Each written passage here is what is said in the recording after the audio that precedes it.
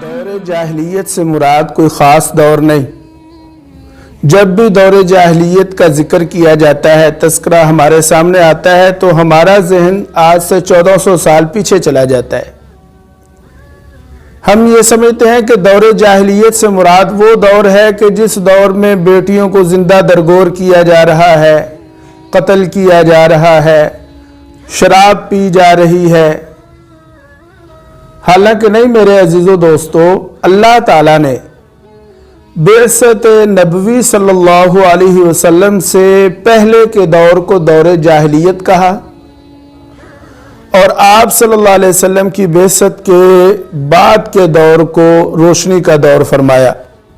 معلوم یہ ہوا کہ جو دور بھی آپ کی سنت سے، آپ کی تعلیمات سے خالی ہے، وہ دور جاہلیت ہے، اور جس دور میں آپ کی سنت اور آپ کی تعلیمات موجود ہیں وہ دور روشنی کا دور ہے۔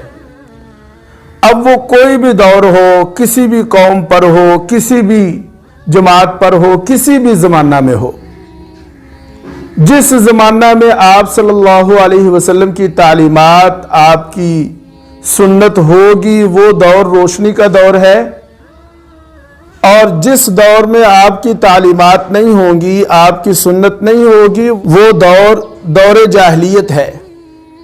اب وہ آج کا دور ہو یا کل کا دور ہو۔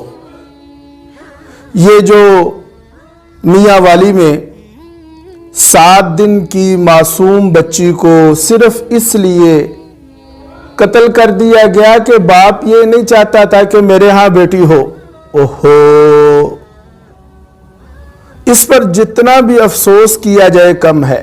اگر حضور کی بعثت سے قبل بیٹی کو درگور کیا جاتا تھا تو وہ دور بھی دور جاہلیت تھا، اور وہی عمل اگر آج کیا جائے گا تو آج کا دور بھی دور جاہلیت ہی ہوگا۔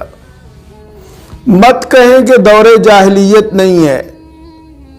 آج کے دور میں بھی اگر آپ صلی اللہ علیہ وسلم کی تعلیمات نہیں ہوں گی تو پھر یہی دور جاہلیت ہے، روشنی کا نہیں، شعور کا نہیں۔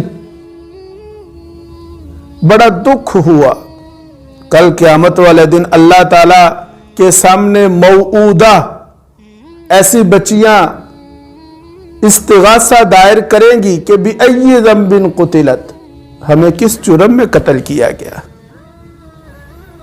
ظالموں، تمہارا پتہ نہیں کیسے حوصلہ پڑ گیا، ایک معصوم بچی کو قتل کر دیا۔ بیٹیاں تو پھول ہوتی ہیں، گھر کی رونقیں ہوتی ہیں، اللہ کی طرف سے رحمت ہوتی ہے۔ کیا بنے گا ایسے لوگوں کا، کیا ہوگا ایسے لوگوں کا، کیا انجام ہوگا ایسے لوگوں کا کہ جو لوگ بیٹی کی پیدائش پر غصہ، ناراضگی اور ناپسندیدگی کا اظہار کرتے ہیں۔